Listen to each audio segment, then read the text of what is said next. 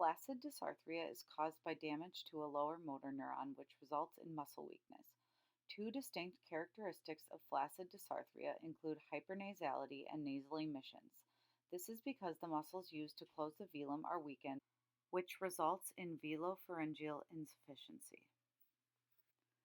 An article by Coomer and Lee explains the different ways to treat resonance disorders. They explain that VPI caused by dysarthria can benefit from speech therapy techniques. One specific technique they recommend is the use of visual feedback to treat hypernasality and nasal emissions. There are many ways to implement this type of feedback. The following example demonstrates a way to implement visual feedback using a mirror. Okay, so first we're gonna look at the mirror. We're gonna hold it under our nose, and I want you to say ah, and we're gonna see if there's any fog produced on the mirror. Do you see that fog there? Okay, so we want that fog to come out of our mouth rather than our nose. So then I want you to flip it up and hold it in front of your mouth and try to say ah.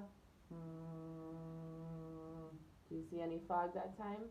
Okay, so that means we're still having all that air come out of our mouth. So let's try, just so we know how the feeling, let's try plugging our nose and saying ah on the mirror. Ah. Do you see the fog there? Okay, so we want that same feeling but without our nose plugged. So let's try to get that mirror fogged up. Ah. You see fog that time? Perfect. The mirror could also be used to provide visual feedback during conversation and other speech tasks. A recent literature review confirms that speech therapy is effective in helping those who have acquired velopharyngeal dysfunction, like people with flaccid dysarthria.